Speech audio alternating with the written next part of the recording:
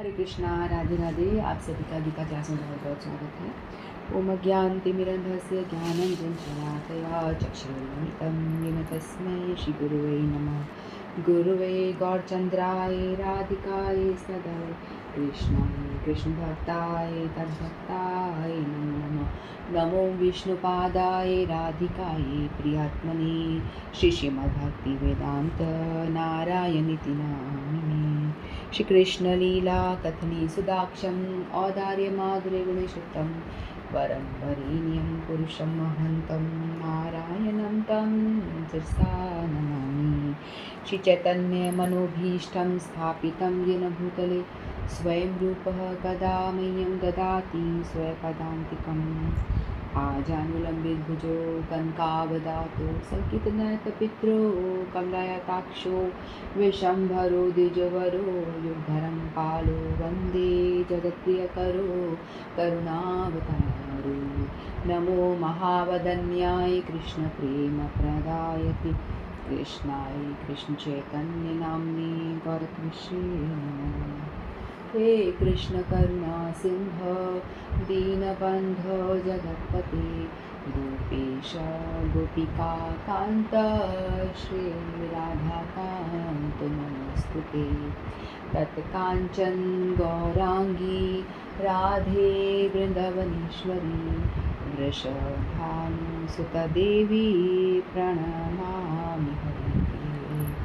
नीलाचल निवासाय नित्याय परमात्मने बलभद्र सुभद्राभ्यां जगन्नाथाय ते नमः।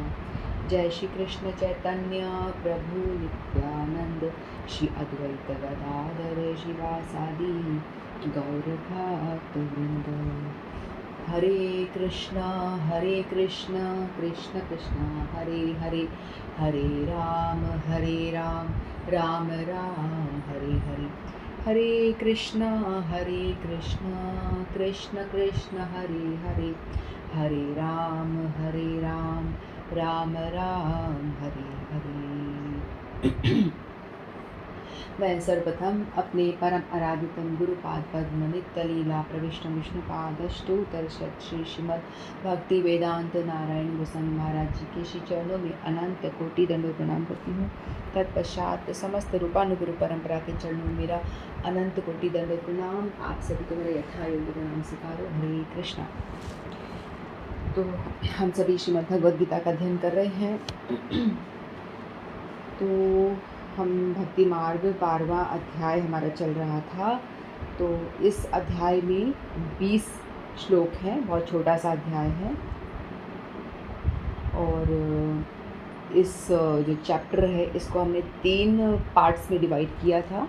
तो सबसे पहला जो था वो भक्ति मार्ग की श्रेष्ठता, भगवान ने 1 से लेकर 7 श्लोक तक भक्ति मार्ग की श्रेष्ठता के बारे में बताया था। फिर सेकंड जो इसका प्रकरण था वो भगवत प्राप्ति का उपाय, तो कैसे भगवत प्राप्ति की जाए इसके विषय में भगवान ने 8 से लेकर के 12 श्लोकों में वर्णन किया। फिर उसके बाद अब भगवान 13 से लेकर 20 श्लोकों में शुद्ध भक्तों के जो लक्षण हैं उसके विषय में बता रहे हैं, यानी भक्तों के लक्षण के बारे में भगवान वर्णन कर रहे हैं। तो आज हमारा इस अध्याय का लास्ट सेशन होगा, मतलब हम 3 श्लोक लेंगे आज, अंतिम 3 श्लोक, अंतिम पड़ाव है। 18, 19, 20 3 श्लोक इकट्ठे लेंगे, उसके बाद रिवीजन लेंगे, वो अलग है। ठीक है, तो हम स्टार्ट करते हैं। समशत्रो च मित्रे च तथा मानपमानयो शीतोषणसुखदुःखेषु समसङ्गविवर्जिता तुल्यनिन्दास्तुतिर्मौनी सन्तुष्टो येन केनचित् अनिकेतः स्थिरमति भक्तिमान् मे प्रियो नरः। तो श्री भगवान कहते हैं, जो मित्रों तथा शत्रुओं के लिए समान है, जो मान तथा अपमान, शीत तथा गर्मी, सुख तथा दुख, यश तथा अपयश में समभाव रहता है, जो दूषित संगति में सदैव मुक्त रहता है, जो सदैव मौन और किसी भी वस्तु से संतुष्ट रहता है, जो किसी प्रकार के घर बार की परवाह नहीं करता, जो ज्ञान में दृढ़ है और भक्ति में संलग्न है, ऐसा पुरुष मुझे अत्यंत प्रिय है। भक्त सदैव कुसंगति से दूर रहता है। मानव समाज का यह स्वभाव है कि कभी किसी की प्रशंसा की जाती है तो कभी किसी की निंदा की जाती है, लेकिन भक्त कृत्रिम यश तथा अपयश, दुख या सुख से ऊपर उठा हुआ होता है। वह अत्यंत धैर्यवान होता है।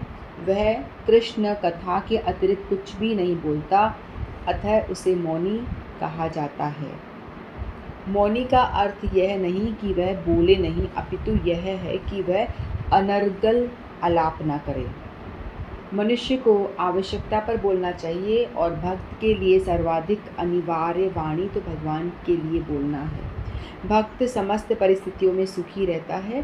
कभी उसे स्वादिष्ट भोजन मिलता है तो कभी नहीं, किंतु वह संतुष्ट रहता है। वह आवास की सुविधा की चिंता नहीं करता। वह कभी पेड़ के नीचे रह सकता है तो कभी अत्यंत उच्च प्रसाद में, किंतु वह इसमें से किसी के प्रति आसक्त नहीं रहता। वह स्थिर कहलाता है क्योंकि वह अपने संकल्प तथा ज्ञान में दृढ़ होता है। भले ही भक्त के लक्षणों की कुछ पुनरावृत्ति हुई हो, लेकिन यह इस बात पर बल देने के लिए है कि भक्त को ये सारे गुण अर्जित करने चाहिए। सद्गुणों के बिना कोई शुद्ध भक्त नहीं बन सकता। जो भक्त नहीं है उसमें सद्गुण नहीं होते। जो भक्त कहलाना चाहता है उसे सद्गुणों का विकास करना चाहिए। ये आवश्यक है कि उसे इन गुणों के लिए अलग से बाह्य प्रयास नहीं करना पड़ता, अपितु कृष्ण भावना तथा भक्ति में संलग्न रहने के कारण उनमें ये गुण स्वतः ही विकसित हो जाते हैं।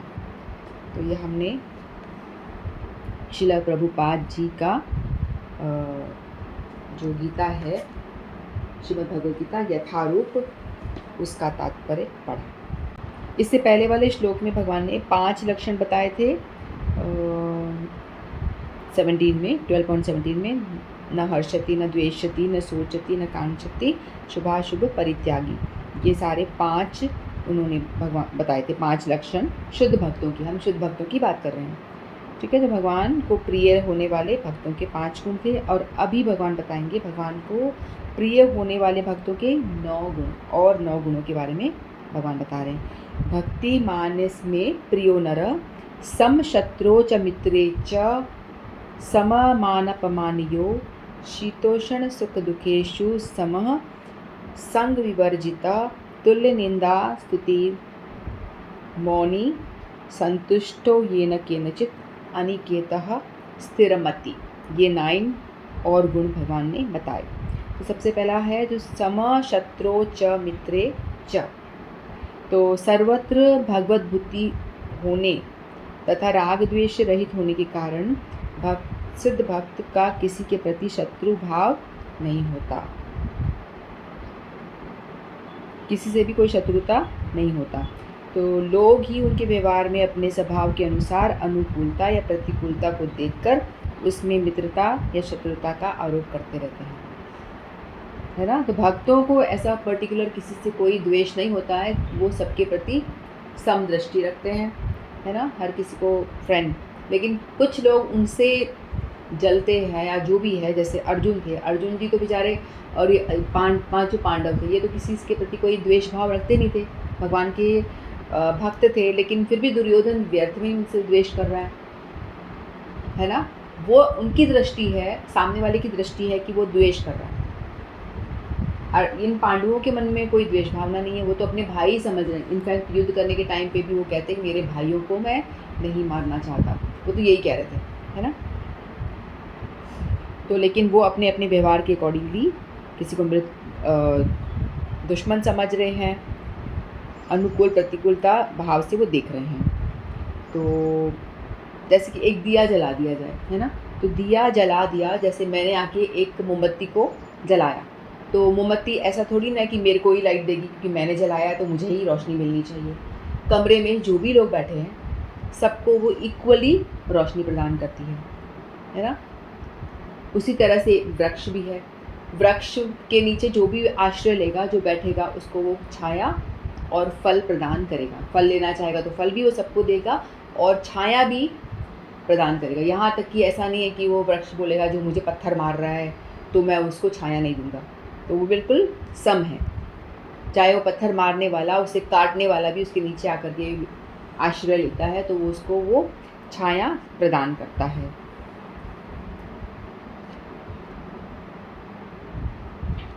सम मान अपमान योग। तो भक्त की अपने कहलाने वाले शरीर में न तो अहंता होती है न ममता, उसके इसलिए शरीर का अपमान होने पर भी भक्त के अंतःकरण में कोई विकार, हर्ष, शोक पैदा नहीं होता। तो वो मान अपमान सब में वो सम रहता है, यानी इक्वल रहता है। उसे कोई मान कर रहा है, अपमान कर रहा है तो उससे कोई इतना फ़र्क नहीं पड़ता, क्योंकि उसे पता है कि मेरे संसार में कोई भी ऐसा है नहीं जो आपकी प्रेज़ करता रहे। अब आज आपकी बड़ी वाहवाही हो रही है, अगले ही क्षण आपकी बुराई भी हो जाएगी, ज़रा भी देर नहीं लगेगा बुराई होते। जैसे श्रील प्रभुपाद जी थे, है ना, स्वामी महाराज, वो जब विदेश गए थे, उनके गुरु के आदेश पे वो विदेश गए, उन्होंने जब प्रचार प्रसार किया वहाँ जाके, तो लोगों ने उनकी बहुत स्तुति करी, है ना, उनको मान दिया कि देखो इन्होंने जाके अंग्रेज़ों को भी भक्त बना दिया, इनको भी भगवद गीता का ज्ञान बांट दिया। इस तरह से बहुत स्तुति हुई उनकी। तो इसमें ऐसा नहीं प्रभुपाद जी बड़े फूल गए कि हाँ मेरी स्तुति हुई, तो फिर भी अपना सारा श्रेय अपने गुरु को दे रहे हैं, क्योंकि मेरे पास जो ज्ञान आ रहा है मेरे गुरु महाराज से आ रहा है, तो उन्हीं की कृपा से, उन्हीं के सामर्थ्य से मैं कुछ कर पा रहा हूँ। एक भक्त का भाव हमेशा ये रहता है कि वो यदि कुछ करता भी है, जैसे हमको तो लगता है स्वामी महाराज ने कितना प्रचार प्रसार किया, लेकिन उनको यदि पूछे, कोई एक भक्त को पूछे, तो वो कहेंगे मेरा इसमें कुछ भी नहीं है, क्योंकि मेरे महाराज ने मुझे, मेरे गुरुदेव ने मुझे ऑर्डर दिया था। तो उनका ऐसा मानना होता है कि यदि आप ऑर्डर दे रहे हो तो ऑर्डर पालन करने का वो सामर्थ्य भी आप ही दे रहे हो। ये एक्चुअली ये सही बात है, फैक्ट बात है। यदि गुरु आपको कोई आदेश प्रदान करते हैं कि आप ये करिए, तो हमको लगता है कि सर्वदा मैं बिल्कुल इसके लायक नहीं हूँ, मेरे में कोई सामर्थ्य नहीं कि मैं ये काम कर सकता हूँ या कर सकती हूँ, कोई सामर्थ्य नहीं है। तो यहाँ पे एक जो शिष्य है उसको ये देखना होता है कि आपको यदि गुरु ने कुछ कहा है तो सिर्फ कहा ही नहीं है, कहने के साथ में वो आपको अपना सामर्थ्य भी दे रहा है कि ये सामर्थ्य भी है, तो प्रयास तो कर, मैं तेरे पीछे खड़ा हूँ बैकबोन की तरह। तो इसी यही भाव होता है भक्त का। तो वो कभी अपने ऊपर वो लेते नहीं कि मैंने कुछ करा, मैं बड़ा बलवान, मैं बड़ा पहलवान, मेरी वजह से ऐसा कुछ हो। तो वही महाराज जी की बहुत प्रशंसा हुई तो उनको फ़र्क नहीं पड़ा, उन्होंने सीधे सीधे कह दिया मेरा कुछ नहीं है इसमें, मेरे गुरु ने दिया मुझे, मेरे गुरु से आ रहा है सब, सारा ज्ञान मेरे गुरुदेव से आ रहा है, मेरा कुछ भी नहीं। तो वो जब उनका स्तुति हुई तो उन्हें कोई फ़र्क नहीं पड़ा ही नहीं, क्योंकि अपने ऊपर लिया ही नहीं, उन्होंने अपना बल उनको लगा ही नहीं कि मेरा बल से कुछ हो रहा है। और फिर कई लोगों ने उनका अपमान भी किया। उन्होंने कहा कि एक सन्यासी जो होता है, सन्यासी का धर्म है कि इधर उधर ना घूमे, एक स्थान पर रहे और वहीं बैठ के भजन करें, लेकिन आप तो 7 समुंदर पार चले गए। तो इस तरह से वो निंदा हुई तो भी उन्हें कोई फ़र्क नहीं पड़ा, तो भी उन्होंने इसको इस तरह से लिया कि मेरे गुरु का आदेश था, मुझे जाके प्रचार करना है तो मैंने करा, संसार निंदा करे या स्तुति करे मुझे उससे कोई फ़र्क नहीं पड़ता। तो इसी तरह से जो एक भक्त, शुद्ध भक्त होता है, शुद्ध भक्त की बात हो रही है यहाँ पे, तो उसको ज़्यादा कोई फ़र्क नहीं पड़ता, ज़्यादा कोई इसकी स्तुति करता है तो वो हर्षित नहीं हो जाता है, और कोई उनकी निंदा करता है तो भी उनको कोई फ़र्क नहीं पड़ता, तो वो सम रहते हैं। सम मान अपमान योग। फिर शीतोष्ण सुख दुखेशु सम, तो शीत उष्ण सुख दुख, तो ये शीत उष्ण, एक तो शरीर के ठंडा लगना, गर्म लगना, है ना, शीत उष्ण, सर्दी गर्मी तो हमें शरीर को लग रही है, अनुकूलता प्रतिकूलता, कुछ दुख कष्ट आ रहा है, ये सब सर्दी गर्मी और अनुकूल और प्रतिकूल परिस्थितियाँ, ये भी शीतोष्ण सुख दुख। फिर सुख दुख जो होता है अपने मानसिक स्तर पे होता है। हमें अनुभूति होती है ना कि मुझे सुख हो रहा है, मुझे दुख हो रहा है ना। कोई एक बड़ा ही रिच व्यक्ति है, अपने बड़े बंगले में रह रहा है, बहुत आनंद में है, तो दूसरा देखने वाला तो बोलेगा वाह कितना सुखी है ये, कितने आनंद में है, कितना बड़ा करोड़ों का इसका बंगला, कितने बड़े बढ़िया कपड़े पहनता है, कितना वैभव है इसके पास में, सब कुछ है। लेकिन कोई उससे जाके पूछे वो इस स्थिति में भी वो दुखी है, हो सकता है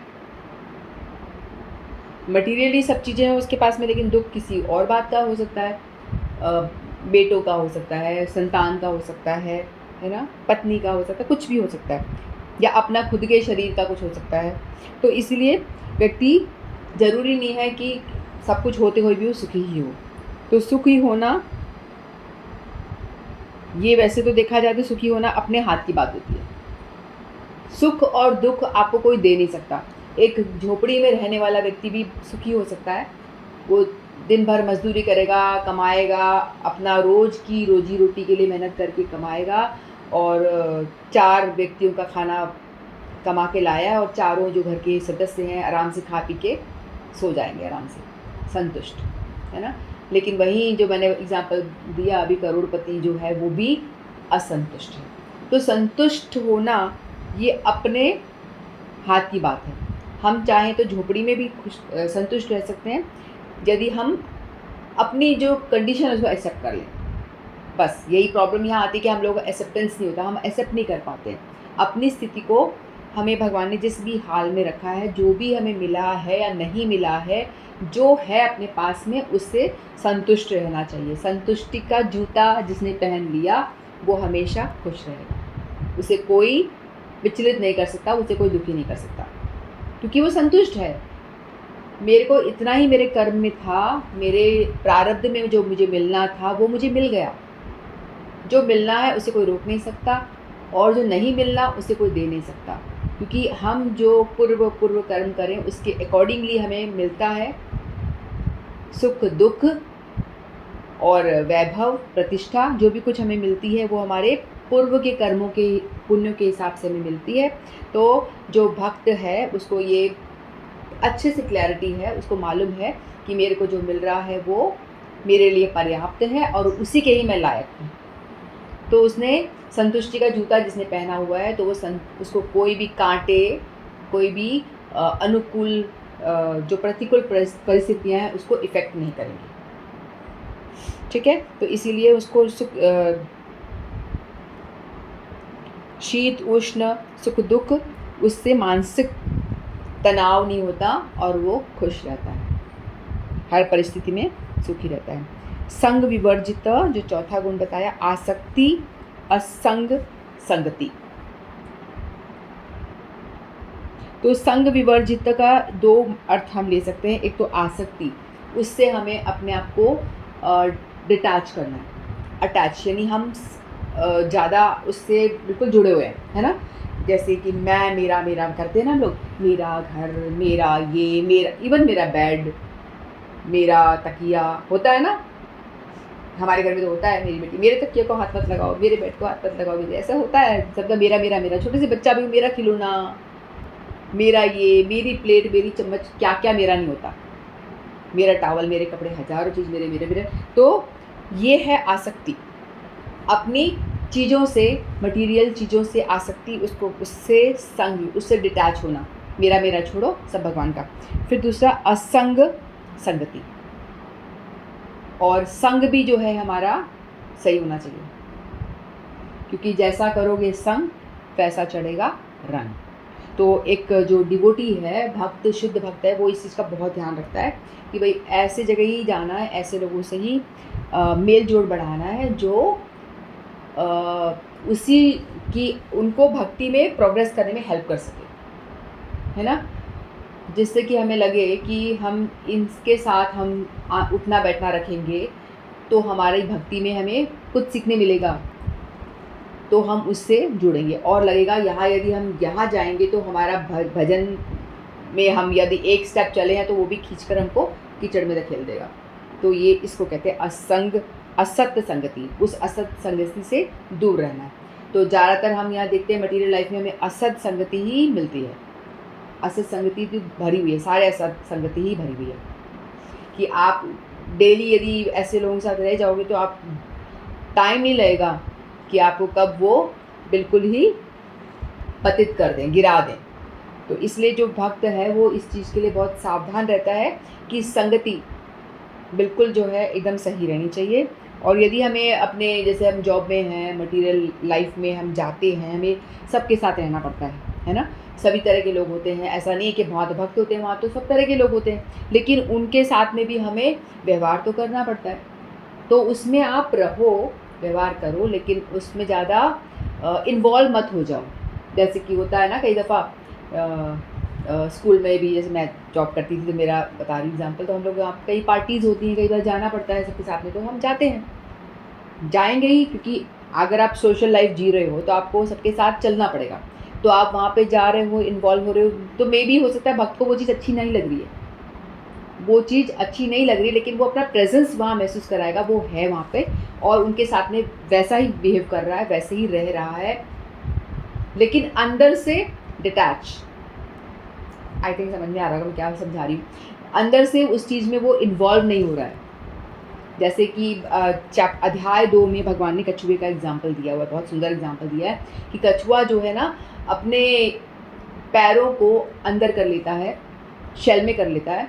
जब भी कोई उसको लगता है कि बाहर से कोई मार रहा है, कोई दुश्मन आ रहा है, तो अपने पैर, हाथ पैर को अपने शेल में समेट देता है। फिर जब देखता है दुश्मन चला गया तो अपने हाथ पैरों को वो खोल देता है। तो वैसे ही भक्त जो है असंग संगति में, यानी कहीं पे भी वो जा रहा है जहाँ उसको जाना पड़ रहा है, वह उस सिचुएशन में जाएगा तो अपने हाथ पैरों को, अपनी इंद्रियों को समेट लेगा, यानी व्यवहारिक कार्य करेगा, वो व्यवहारिक अपना जो कार्य वो करेगा, लेकिन उसमें पूरी तरह से इन्वॉल्व नहीं होगा, एज अ फॉर्मेलिटी करेगा। लेकिन वहीं अगर वो अपने जैसे संग वाले लोगों के साथ जाएगा, यानी भक्तों के संग में जाएगा, तो अपनी इंद्रियों को खोल देगा वो। जब उसको, कछुए को लग रहा है कि बिल्कुल भी कुछ यहाँ पे कोई डर नहीं है, तो अपनी वो पैर हाथ खोल करके आराम से चलना स्टार्ट करेगा। उसी तरह से भक्त जब अपने स्वजातीय लोगों के साथ में जाएगा तो वहाँ वो अपनी इंद्रियों को खोल के वहाँ भरपूर आनंद करेगा, भरपूर नाचेगा, भरपूर गाएगा, भरपूर अपनी इंद्रियाँ खोल के वो पूरी तरह से वहाँ पे रहेगा। तो वैसे ही बताया गया कि जो भक्त है वो असत्य संगति से दूर रहेगा और आसक्ति में अपनी जो मटीरियल हमारा मैं, मेरा से, उसको भी डिटैच होना है। तो उसको कहते हैं संग विवर्जिता। फिर तुल्य निंदा स्तुति मौनी, तो इस पे तो हमने चर्चा कर ली ना। लोग अपने स्वभाव के अनुसार भक्ति की निंदा या स्तुति किया करते हैं। भक्त में अपने कहलाने वाले नाम और शरीर में लेश मात्र भी अहंता और ममता नहीं होती, इसलिए निंदा स्तुति का उस पर लेश मात्र भी असर नहीं होता। भक्त का ना तो अपनी स्तुति या प्रशंसा करने वालों के प्रति राग होता है, ना निंदा करने वालों के प्रति द्वेष होता है। कोई द्वेष कर रहा है तो भी उनको लगता है कि वो उस व्यक्ति पे गुस्सा नहीं आता, इसने मेरे साथ बुरा कर दिया। होता है ना, हम लोग तेरे को छोड़ूंगा नहीं, तूने मेरा बुरा करा, तूने मेरे साथ ऐसा व्यवहार करा, देख मैं इन रिटर्न क्या करने वाली हूँ, ऐसा होता है ना। तो वो भक्त का ये दृष्टि ही नहीं होती, क्योंकि उसकी दृष्टि डिफरेंट है। वो संसार को अपने पूर्व कर्मों के हिसाब से देख रहा है कि भाई मैंने इसके साथ लास्ट लाइफ में मैंने इसको गालियाँ दी है, तभी वो मुझे इस लाइफ में गालियाँ दे रहा है, तो वो मेरा ही किया धरा मुझे रिटर्न मिल रहा है, तो वो संतुष्ट रहता है, उसे दिक्कत नहीं होती है। तो कोई स्तुति करता है तो भी फर्क नहीं पड़ता, निंदा करता है तो उसमें वो तुल्य, सम, इक्विपॉइस रहेगा, कुछ ज़्यादा फर्क नहीं पड़ेगा उसको। फिर बताया है 6th क्वालिटी मौनी, वो मौनी रहता है। मौनी यानी चुप हो जाओ, मौन व्रत धारण कर लो, भाई मुंह से बोलो मत, होता है ना मौन व्रत धारण करना। एक व्यक्ति आया श्रील प्रभुपाद जी के पास आके बोला कि भाई प्रभुपाद जी, मैंने इतने टाइम तक मौन व्रत किया, इतने टाइम तक मैंने अपना मुंह बंद रखा। तो प्रभुपाद जी बोलते, क्या उखाड़ लिया तूने मुंह बंद रख करके, क्यों रखा मुंह बंद? तेरे को भगवान ने जो इंद्रियां दी हैं उसको यूज़ करने के लिए दी हैं। हमारे पास में हमारी आँखें हैं, नाक है, जिह्वा है, सभी इंद्रियां हैं, तो उसको यूज़ भगवान ने दिया है तो कुछ इंटेंशन से दिया है ना, फालतू क्यों देंगे? हर चीज़ को यूज़ करने के लिए दिया गया है, बट यूज़ कैसे करना है वो उसका ध्यान रखना है। तो वो कह रहा है मैं तो मौन रहा, मैंने कुछ भी बोला नहीं, कुछ व्यर्थ का बोला नहीं। तो प्रभु कहते हैं कि कोई काम नहीं किया, इसका मतलब तो गूंगे हैं, उनको तो भगवत प्राप्ति हो जानी चाहिए, उनके पास तो बेचारे बोल ही नहीं पाते, ऑलरेडी मौन है वो, है ना। तो यहाँ पे मौन जो होना है, इसका अर्थ ये नहीं है कि मुंह बंद करके बैठ जाओ, बोलूँगा नहीं, आज मैं बोलने वाली नहीं हूँ, मेरा मौन पड़ता है, नहीं नहीं, ये मतलब नहीं है। मतलब यहाँ पे है ये संयत वाक्य, यानी आपको संयम से मन में संयम करके मननशील होकर के बोलना है, इसका अर्थ ये है। तो कैसे बोलना है? एकमात्र भगवान, मतलब हमेशा एकमात्र भगवान की ही चर्चा करनी है, भगवान के विषय में ही बोलना है। जिह्वा को यूज़ करो भगवान के विषय में बोलने के लिए, कीर्तन करने के लिए, है ना, गीता भागवत पढ़ने के लिए। अब हम मौन हो जाएंगे तो कैसे भक्ति करेंगे, कैसे हम गीता पढ़ेंगे? बोल ही नहीं पाएंगे तो कैसे होगा, क्लास ही नहीं हो पाएगा, है ना। तो अगर मौन होना का मतलब व्यर्थ की संसारिक बातें ना करके, अनर्गल जो चर्चा है वो नहीं करके सिर्फ कृष्ण कथा बोलना है, कृष्ण चर्चा ही करनी है, तो इसको भी मौन ही कहा जाएगा। तो वो व्यक्ति मौन ही है। मतलब जो भगवत रिलेटेड सब काम कर रहा है, भगवत चर्चा कर रहा है, तो वो मौन ही समझा जा रहा है, क्योंकि उसने अपनी ज़ुबान से कोई व्यर्थ की बातें नहीं करी, व्यर्थ की कोई चर्चा नहीं करी, संसार की कोई बात नहीं करी, तो वो मौन कहलाता है। ठीक है। मन प्रसादा सौम्यतत्वं मौनमात्म विनग्रह भाव संशुद्धि प्रियतत्वो मान समुच्यते। इसमें भी भगवद गीता में 17.16 17वां अध्याय में आएगा, उसमें भी बताया है। मतलब मौन के बारे में भगवान ने और भी कई दफ़ा बोला है। फिर संतुष्टो येन केनचित, तो संतुष्ट रहने के लिए एकमात्र भगवान में ही प्रेम होने के कारण वह नित्य निरंतर भगवान में ही संतुष्ट रहता है। इस संतुष्टि के कारण वह संसार के प्रत्येक अनुकूल प्रतिकूल परिस्थितियों में सम रहता है, क्योंकि उसके अनुभव में प्रत्येक अनुकूल या प्रतिकूल परिस्थिति भगवान के मंगलमय विधान से आती है, क्योंकि वो भगवान पे आश्रित है और उसको पता है कि जो कुछ भगवान मेरे लिए कर रहे हैं मेरे लिए मंगलमय है, मेरे लिए वो मंगल विधान है, क्योंकि उसको भगवान पे पूरा ट्रस्ट है कि भगवान मेरे हितैषी हैं और मेरे पालनहार हैं, मैं भगवान पे आश्रित हूँ, है ना। तो उनको लगता है कि भगवान पे मैं आश्रित हूँ, तो भगवान मेरे लिए जो कुछ करेंगे वो श्रेष्ठ ही करेंगे, तो उसको किसी तरह का कोई ईर्षा द्वेष अनुकूल प्रतिकूल परिस्थिति में कोई भी ग्लानि नहीं होती है। तो भगवान के मंगल विधान पे संतुष्ट है, जो भगवान करेंगे मेरे लिए अच्छा है ना। उसके बाद अनिकेतः, इसमें तो वो अनन्यास चिंत्य तो माम, ये श्लोक भी तो है ना, विशुद्ध भक्त है, भगवान पे आश्रित रहता है कि भगवान जो देंगे मैं सिर्फ भगवान का भजन करूँगा तो भगवान मुझे पालन करेंगे मेरा, है ना। वो उसमें भगवान ने कहा है जो मेरे ऊपर पूर्णतः, लेकिन जो भगवान पे पूर्णतः आश्रित है उसकी बात है, हमारे ऊपर नहीं। हम तो अपने बल पे, अपने प्रयास पे, हम लोग को लगता है कि इतना पैसा रख लो भाई, क्या होगा आगे। हमारा तो ये है, हम अपने पैसों पे आश्रित हैं। अरे भाई बच्चों पे आश्रित हो, मेरा बुढ़ापा ये सिक्योर रहना चाहिए, तो हम अपना प्रयास देखते हैं कि हम कैसे अपने लिए कुछ रखें या बुढ़ापे में हमारे लिए क्या होगा। तो हम तो अपने बल पे, अपने प्रयास पे आश्रित हैं। लेकिन अनन्यास चिंत्य तो माम में भगवान ने कहा था जो मेरे आज मुझे खाना कैसे मिलेगा उसके बारे में भी नहीं छोड़ता, पूरा अपनी एनर्जी सब कुछ भगवान पे, वाचो मनसा, काया से, शरीर से, मन से, अपने वचन से पूरी तरह से भगवान के ऊपर आश्रित है। जो बोलना है भगवान के लिए, भगवान की ही सेवा में रहना है, तो भगवान मेरे को पालेंगे, पालन पोषण भगवान मेरा करेंगे। तो ऐसे भक्तों का भगवान पालन पोषण अवश्य करते हैं, अवश्य ही करते हैं। लेकिन ऐसे भक्त होने चाहिए, तो हम नहीं हैं ऐसे भक्त, इसलिए हमको लगता है कि हमें अपने बल पे हमें भरोसा होता है। फिर 8वां गुण है अनिकेतः। तो अनिकेत का अर्थ क्या होता है? अनिकेत का मतलब होता है बिना घर बार के। तो यहाँ पता है अनिकेता मतलब बिना घर बार के, मतलब कि जो भक्त है वो उसका कोई घर बार नहीं होता, बिना घर के रहता है, नहीं, इसका अर्थ ये नहीं है। तो इसका अर्थ यदि हम समझे तो हमें गुरु वर्ग की जो व्याख्या है उसी समझ में आता है। तो यहाँ पे बताया गया है कि घर में, महलों में राख हो चाहे झोपड़ी में राख, है ना। तो भगवान तुम हमें घर में रखो, झोपड़ी में रखो, कैसे भी रखो, मैं वहाँ संतुष्ट हूँ, ये अर्थ है उसका। तो जैसे हमारे गोस्वामी गण होते, षड गोस्वामी गण होते, वो लोग क्या करते थे, पेड़ के नीचे वास करते थे। तो उनका अपना कोई घर नहीं था, क्योंकि घर होगा तो मेरा घर आसक्ति होती है। तो वो लोग पेड़ के नीचे ही वो अपना डेरा डाल के वहीं पे ही अपना जीवन यापन करते थे। लेकिन वो पेड़ भी ऐसा नहीं कि पर्टिकुलर एक ही पेड़ हो ना, आज इस पेड़ के नीचे, कल दूसरे पेड़ के नीचे, नेक्स्ट डे उस पेड़ के नीचे। क्यों?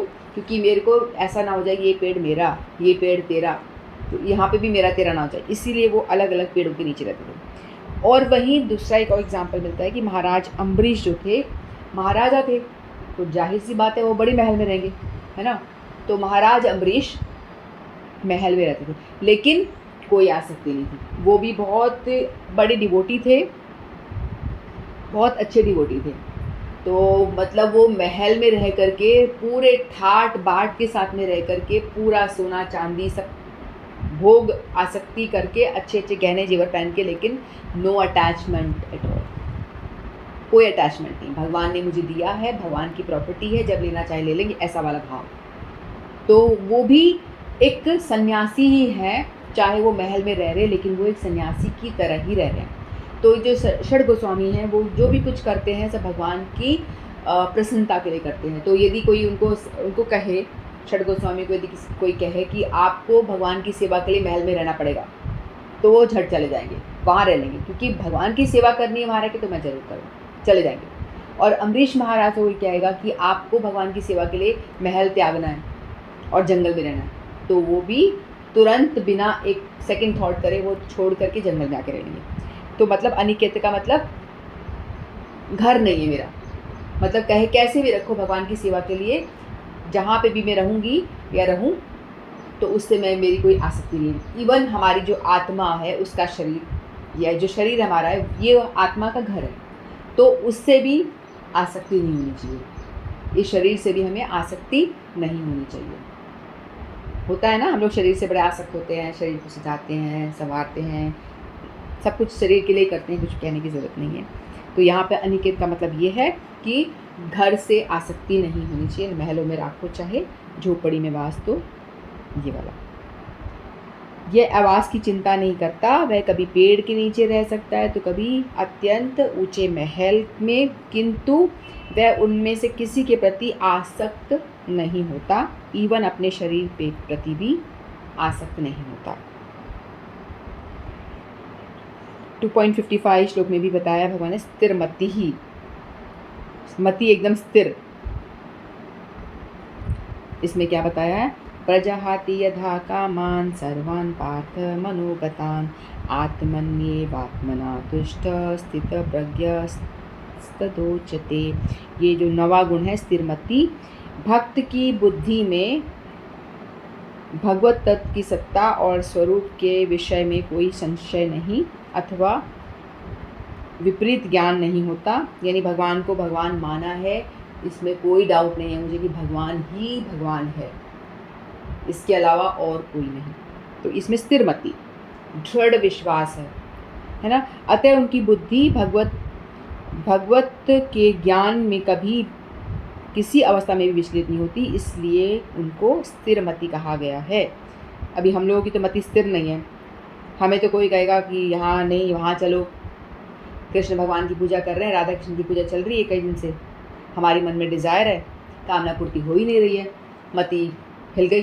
किसी ने बोला अरे चलो ना वहाँ माता जी की, चलो वहाँ पे चुनरी चढ़ा दो, वो कई लोग दरगाह में भी चले जाते हैं, मुसलमानों की दरगाह में चद्दर चढ़ा दो, तुम्हारे काम बन जाएगा। लोगों को तो भाई काम बनाना है, जैसे भी हो हमारा जो प्रॉब्लम अटक रही है वो सॉल्व होनी चाहिए। चाहे दरगाह में चद्दर चढ़ा देंगे, चाहे माता की चुनरी चढ़ा देंगे, चाहे शिव जी के जल चढ़ा देंगे, चाहे गणेश जी को लड्डू खिला देंगे, यानी जो करना पड़े, इधर जाऊँ उधर जाऊँ इधर जाऊँ, है ना। तो मेरी मति स्थिर नहीं है, किसी एक पे मेरे को ट्रस्ट नहीं है, किसी पे भी मुझे ट्रस्ट है ही नहीं, क्योंकि मैं कभी इधर कोई बोलता है तो यहाँ, कभी उधर, अरे जिसने जो बोला, सासू माँ ने ये बोला, दादी सासू ने ये बोला, पड़ोसी ने ये बोला, तो ऐसा नहीं। तो हमें देखना है कि शास्त्र क्या बोल रहे हैं, यानी भगवान स्वयं क्या बोल रहे हैं।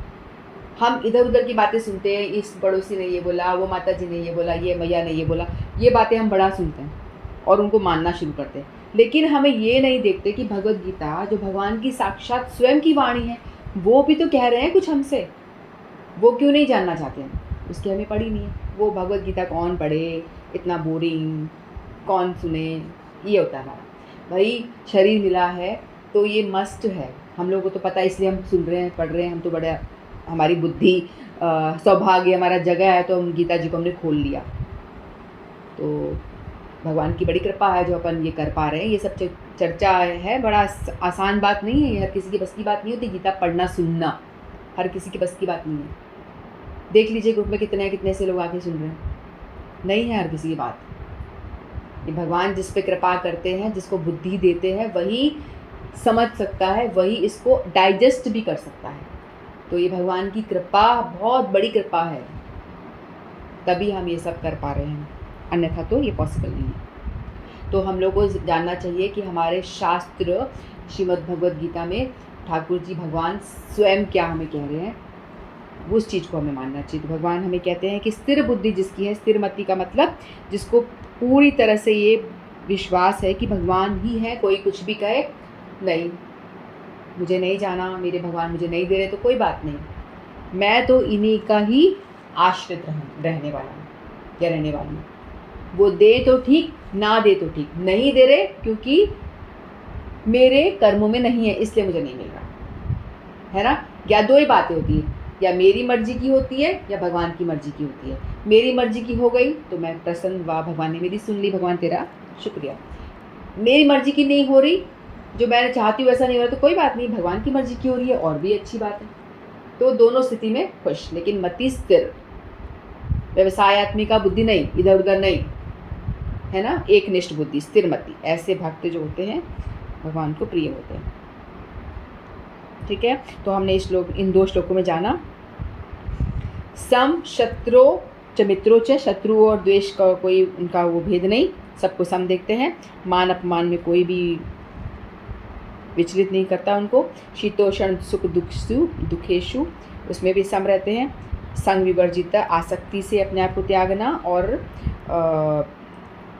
असत्संग से भी अपने आप को दूर रखना। फिर तुल्य निंदा स्तुति, और निंदा करे स्तुति करे, उसमें भी कोई ज़्यादा फर्क नहीं पड़ता। मौनी यानी बोलना तो है, इंद्रियों को यूज़ करना, लेकिन भगवान की सेवा के लिए यूज़ करना है। वाणी को, अपने मन का संयम, मतलब मौनी का मतलब अपने मन को संयमित करना, और मन संयमित रहेगा तभी तो भगवान की चर्चा हो पाएगी, नहीं तो हो ही नहीं पाएगी। तो मन का संयमित होना है यहाँ पे मौनी का अर्थ है। फिर संतुष्टो ये न किंचित, और किसी भी स्थिति में हो आप, किसी भी भगवान ने परिस्थिति में आपको रखा है उसमें आप संतुष्ट रहो, क्योंकि भक्त को पता है कि मेरे प्रारब्ध के हिसाब से मुझे मिल रहा है। फिर अनिकेता, कोई घर में वो आसक्ति नहीं है, पेड़ के नीचे रखो, झोपड़ में रखो या महल में रखो, भगवान तेरी इच्छा, मेरे को किसी में आसक्ति नहीं है। फिर स्थिर मति, भगवान को भगवान मान लिया, भगवान ही है जो है, इसके अलावा मुझे और कहीं नहीं भटकना। मुझे समझ में आ गया है कि भाई भगवान के अलावा और कोई नहीं है मेरा उद्धार करने वाला, तो ये बात है। ठीक है, फिर नेक्स्ट श्लोक ले लेते हैं, 20 श्लोक। ये तो धर्मामृतमिदं यथोक्तं परिपासते, श्रद्धाना मत्परमा भक्ता सेति मे प्रियः। श्री भगवान कहते हैं, जो इस भक्ति के अमर पथ का अनुसरण करता है, तो और जो मुझे ही अपना चरम लक्ष्य बनाकर श्रद्धा सहित पूर्व रूपेण संलग्न रहते हैं, वो भक्त मुझे अत्यंत प्रिय हैं। तो इस अध्याय में दूसरे श्लोक में, अंतिम श्लोक में, मय्यावेश्य मनो ये माम का मतलब है मुझ पर मन को स्थिर करना। भगवान ने बोला सेकंड में ना, से लेकर के ये तो धर्मामृतम इदम, ये लास्ट श्लोक तक, नित्य सेवा इस धर्म को, यानी भगवान की ही सेवा। भगवान ने अपने पास तक पहुंचने की दिव्य सेवा की विधियों की व्याख्या की है, कौन कौन सी विधि से कैसे मुझ तक पहुँच सकते हो। ऐसी विधियाँ उन्हें अत्यंत प्रिय हैं और इनमें लगे हुए व्यक्तियों को वे स्वीकार कर लेते हैं। अर्जुन ने यह प्रश्न उठाया था कि जो निराकार ब्रह्म में पथ में लगा है वह श्रेष्ठ है या साकार भगवान की सेवा में। जो क्वेश्चन अर्जुन ने पूछे थे स्टार्टिंग के 2 श्लोकों में, तो भगवान ने इसका बहुत स्पष्ट उत्तर दिया कि आत्म साक्षात की समस्त विधियों में भगवान की भक्ति निसंदेह सर्वश्रेष्ठ है ना। जो निराकार ब्रह्म की पूजा करे उससे ज़्यादा जो भक्ति मार्ग में लगे वो निसंदेह सर्वश्रेष्ठ बताई गई है। दूसरे शब्दों में इस अध्याय में यह निर्णय दिया गया कि सुसंगति से मनुष्य में भक्ति के प्रति आसक्ति उत्पन्न होती है। यदि कोई निराकार की जैसे कोई ब्रह्म में लीन हो जाना चाहता है और जिसको पता नहीं है, साकार रूप के बारे में जानकारी नहीं है और वो यानी ब्रह्म ज्योति की ही पूजा कर रहा है, ऐसे लोग हो सकते हैं, है ना। जो ब्रह्म की ही पूजा कर रहे हैं, ब्रह्म के बारे में ही जानते हैं, निराकार की पूजा कर रहे हैं, मतलब तू ही निराकार को मान रहे हैं, ऐसे बहुत सारे लोग होते हैं। उनको लग रहा है यही श्रेष्ठ है। यदि राधा कृष्ण जो तू ही निरंकार चीज़ है, तो उनकी नॉलेज के हिसाब से वो बेस्ट कर रहे हैं और कर भी रहे हैं। ऐसा नहीं, क्योंकि उनकी नॉलेज इतनी ही बड़ी है ना, जितना हमें ज्ञान बढ़ा है तो उतना हमें लग रहा है हमें बेस्ट है। हमने 5th क्लास से पढ़ाई करी है तो हमको पता चल रहा है हाँ 5th की पढ़ाई जो है बेस्ट है। लेकिन जब 6th में आ गया वो जानेगा इससे भी आगे पढ़ सकते हैं। तो 7th में आया, ग्रेजुएशन तक आया, वो उसके लिए वो लेवल तक की पढ़ाई अच्छी है। लेकिन जो पोस्ट ग्रेजुएट कर रहा है तो बोलेंगे PhD की पढ़ाई कर और भी बेटर पढ़ाई हो सकती है। वैसे ही जो निरंकार की पढ़ाई कर रहे हैं उनको लग रहा है ये बेस्ट है।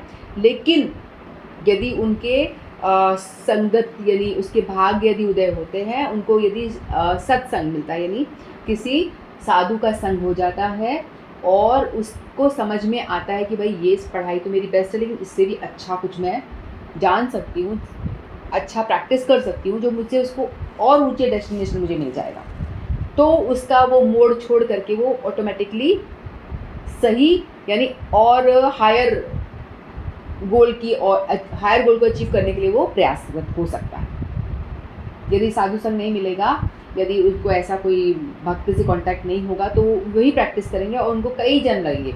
ये जन्म करता रहेगा, फिर नेक्स्ट जन्म और कई जन्मों के, तब धीरे धीरे धीरे धीरे प्रोग्रेस करते करते 5th स्टैंडर्ड 6th स्टैंडर्ड फिर आगे आगे करके स्टेप बाय स्टेप बहुत टाइम, कई जन्म उनको और लगेंगे भक्ति तक पहुँचने में। क्योंकि अल्टीमेट भक्ति तो पहुँचना ही है। यदि हमें भगवान के धाम जाना है तो हर एक जो ज्ञान योग, कर्म योग, जो भी सब योग है ना, अष्टांग योग, इन सब का एक ही निचोड़ निकलता है कि ये करने के बाद में आपको भगवान की भक्ति तो करनी ही है। यदि यहाँ तक नहीं पहुँचे तो वहीं अटक के रह जाओगे आप। तो भक्ति को तो यदि किसी के संग मिलता है, भक्त का संग मिल जाता है हमारे अच्छे भाग्य के कारण, तो हम डायरेक्ट सीढ़ी से हम एक ऊपर माले पे चढ़ना है तो वो ना चढ़ के भक्त के साथ में डायरेक्ट ढर्र करके ऊपर चढ़ जाएंगे।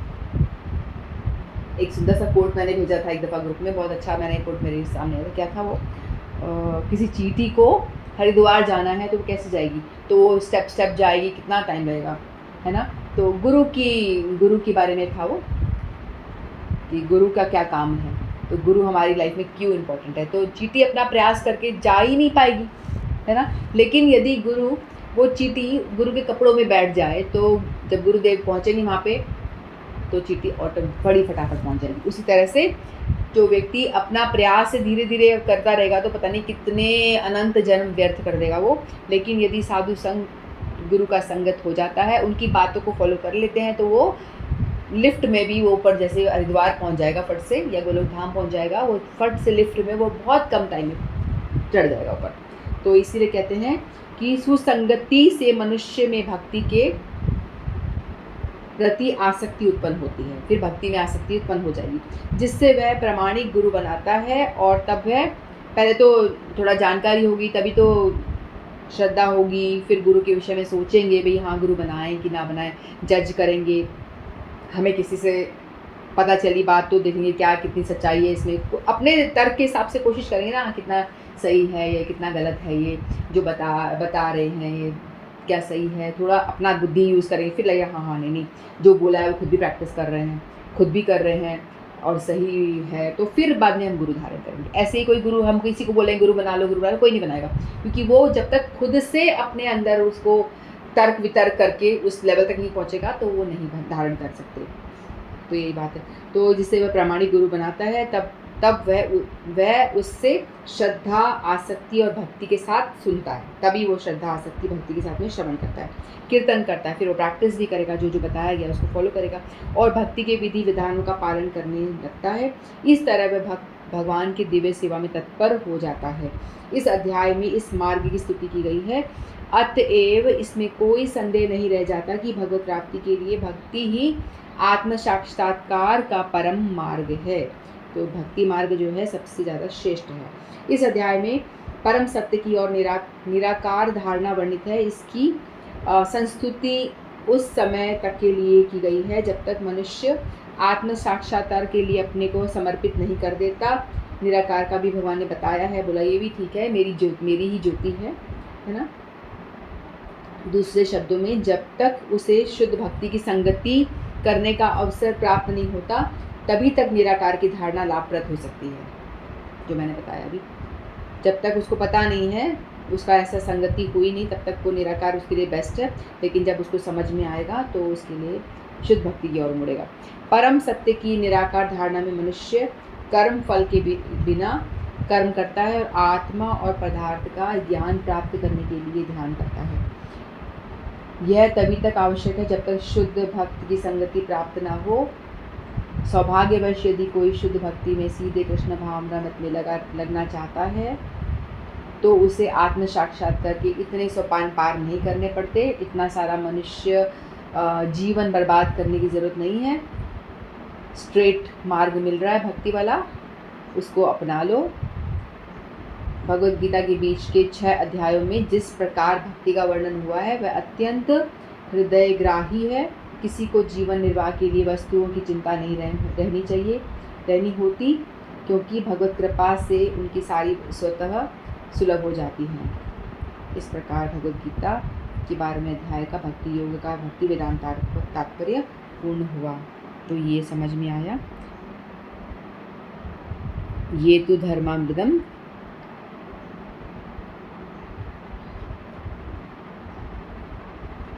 पहले कई लक्षण समुदाय के धर्ममय होने से, उसमें साधन विरोधी कोई बात नहीं होने से, धर्मामृत यानी जो साधन करें धर्म के अनुकूल भगवान के और बढ़ने का प्रयास करना।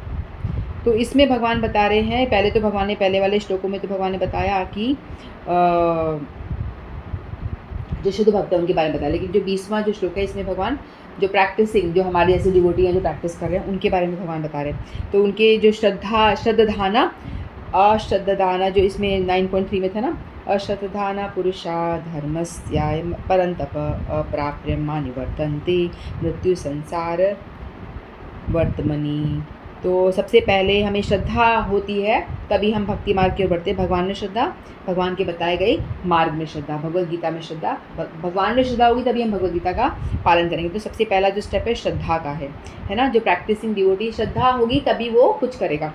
फिर दूसरा मत परमा मतलब दूसरा जो गुण है कि वे श्री कृष्ण को ही अपना एक आश्रय और सबसे बड़ा सत्य मानते हैं, कि भगवान ही जो आश्रय हैं। फिर मत परमा का मतलब ये है कि भक्ति योग में भगवत परायण प्रमुख, यानी भगवत परायण सभी कर्म जो करना है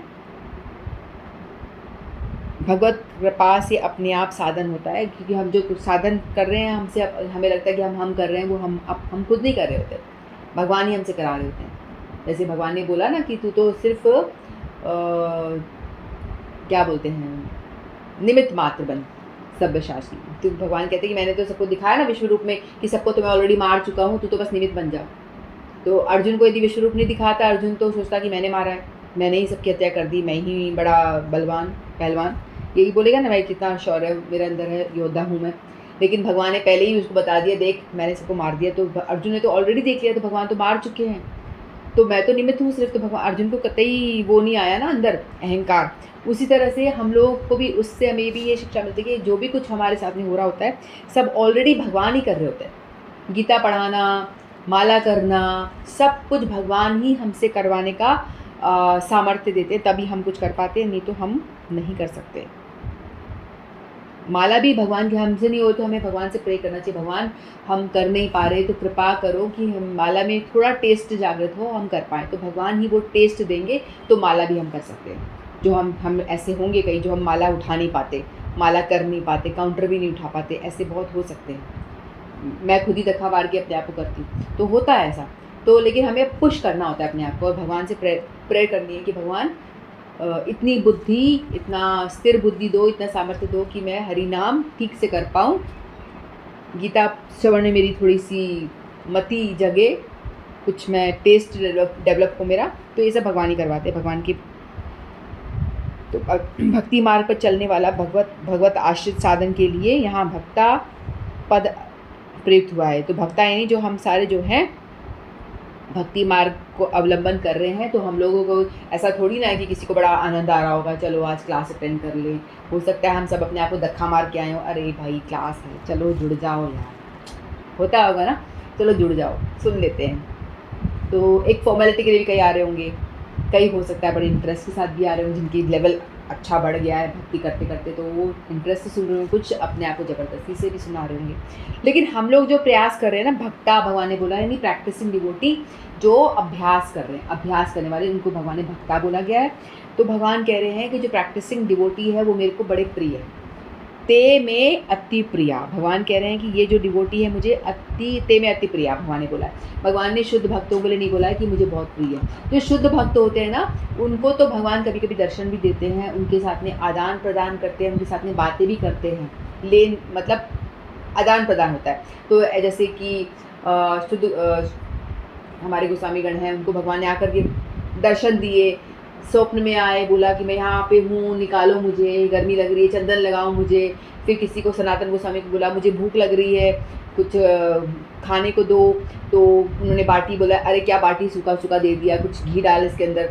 तो उनसे ऐसा आदान प्रदान करते हैं, बोलते हैं उनके साथ में, है ना।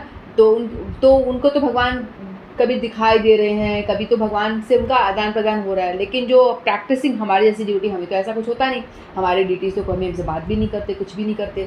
तो भगवान कह रहे हैं कि मैंने इनके साथ में ऐसा कुछ भी आदान प्रदान नहीं करा, मैं इनको कभी दिखता भी नहीं हूँ, मैं क्योंकि वो प्रैक्टिस करें, हमारा लेवल नहीं है इतना, तो हमें कैसे दिखाई देंगे। लेकिन हमारी श्रद्धा बैठ गई है कि हमें भगवान हैं, इन्हीं के साथ हमें रहना है, ये हमें दिखे ना दिखे, जो भी कुछ करे, हम अपना अभ्यास निरंतर करेंगे। तो भगवान कह रहे हैं कि ये जो इनके प्रयास से मैं बहुत प्रसन्न हुआ था। यानी जो प्रैक्टिसिंग डिवोटी है, जो चल नहीं पा रहा, जैसे एक बड़ा बच्चा है, वो तो अपना काम सब कर लेता ठीक से, है ना। घर में मम्मी ने बताया ये करना, पढ़ाई करनी है, वो करनी, वो अपना पूरा ठीक से कर लेता है, तो उसकी चिंता नहीं है, ठीक है कर रहा है, वो अपना बढ़िया कर रहा है, जो डिवोटी अच्छा कर रहा है। लेकिन जो छोटा बच्चा है, वो चलना सीख रहा है, अपने लड़खड़ाते हुए पैरों से वो कुछ कर रहा है, चल रहा है, अपना खुद का काम कर रहा है, पढ़ाई कर रहा है, अपना वर्क कर रहा है, मतलब तो मम्मी को अच्छा लगेगा, वाह देखो कितना प्रयास कर रहा है, कितना मेहनत कर रहा है। वैसे ही तो भगवान को जो प्रैक्टिसिंग अभ्यास करने वाले जो डिवोटी हैं, वो प्रैक्टिसिंग डिवोटी भगवान को बड़े अच्छे लगते हैं कि देखो चल नहीं पा रहा है, मन नहीं लग रहा है, गीता पढ़ने का मन नहीं कर रहा है, और माला करने का मन नहीं कर रहा है, तो भी माला उठा रहा है, देखो देखो देखो कितना मेहनत कर रहा है। तो भगवान उस पर ज़्यादा लाड आता है, भगवान छोटे बच्चे पे लाड आता है ना, उसी तरह से भगवान कहते हैं ते में अति प्रिया। तो ये वाले जो भक्त हैं मुझे, जो प्रैक्टिसिंग डिवोटी, तो ये हमारे लिए सबके लिए बहुत होप देता है कि भगवान कह रहे हैं, शुद्ध भक्त की बात नहीं कर रहे, सिर्फ हमारी जैसे लोगों की बात कर रहे हैं, जो कर नहीं पा रहे, चल नहीं पा रहे, लेकिन चलना चाह रहे हैं, गिर रहे हैं, उठ रहे हैं, फिर लड़खड़ाते पैर लेके कैसे कैसे चल रहे हैं, माला नहीं हो रही, अरे हुई नहीं आज तो चलो कर लेते हैं, अरे भाई लटक रही है, ऐसे होता है ना। तो ऐसा मन में सोचते हुए वो कर रहे हैं, लेकिन छोड़ नहीं रहे, श्रद्धा छोड़ नहीं रहे, भगवान को त्याग नहीं रहे। नहीं, भगवान के बारे में हमें गीता भी रोज़ पढ़नी है, हमें माला भी रोज़ करनी है, मंदिर भी रोज़ जाना है, ये सब कुछ कर रहा है, प्रैक्टिस कर रहा है मतलब। तो भगवान कहते हैं ऐसा भक्त जिसको मैं दिख नहीं रहा, जिसके लिए मैं कुछ कर नहीं रहा, आदान प्रदान नहीं हो रहा। आदान प्रदान होगा तो ऑटोमेटिकली अट्रैक्टेड हो जाएगा ना, भगवान दिख रहे हैं, अरे भगवान का ऐसी इस तरह से, और भगवान कर रहे हैं लेन देन, लेकिन हमारे जैसों के साथ तो कुछ भी नहीं हो रहा ऐसा। तो भगवान कहते हैं तो भी ये अपनी श्रद्धा को मुझ में टिकाए हुए है, मेरे लिए सब कुछ कर रहा है। तो ऐसे प्रैक्टिसिंग डिवोटी हम जैसे लोग ते में अतीव प्रिया। तो भगवान कहते हैं कि वो जो डिवोटी है वो मुझे अति प्रिय है। तो भगवान हमारे लिए कह रहे हैं कि हम लोग जो प्रैक्टिस कर रहे हैं, हम भगवान को बहुत प्रिय हैं, बहुत प्रिय। ठीक है, तो हम लोगों को निरुत्साहित नहीं होना है। तो हम जैसे डिवोटी भगवान को शुद्ध भक्तों से भी ज़्यादा प्यारे लगते हैं, क्योंकि हम कोशिश करते हैं, लड़खड़ाते कदमों से कोशिश करते हैं। तो भगवान कह रहे हैं कि भैया डरो मत, तुम मुझे बहुत प्यारे हो, जैसा भी प्रयास कर रहे हो करते रहो, निरंतर चलने का प्रयास करो। एक दिन ऐसा आएगा कि वो भी हमारे साथ भी ऐसा कुछ शुद्ध भक्ति वाली बात हो जाए। ठीक है, तो हम लोगों को निरुत्साहित नहीं होना है। तो हमारा आज ये अध्याय भक्ति योग पूरा होता है। वाञ्छाकल्पतरुभ्यश्च कृपा सिन्धुभ्येव च पतितानां पावनेभ्यो वैष्णवेभ्यो नमो नमः। जो भी कुछ हमने सीखा, जो हमारी बुद्धि में गया, सभी कुछ कृष्णार्पणमस्तु। भगवान कृष्ण को ही अर्पण करते हैं। हरे कृष्ण।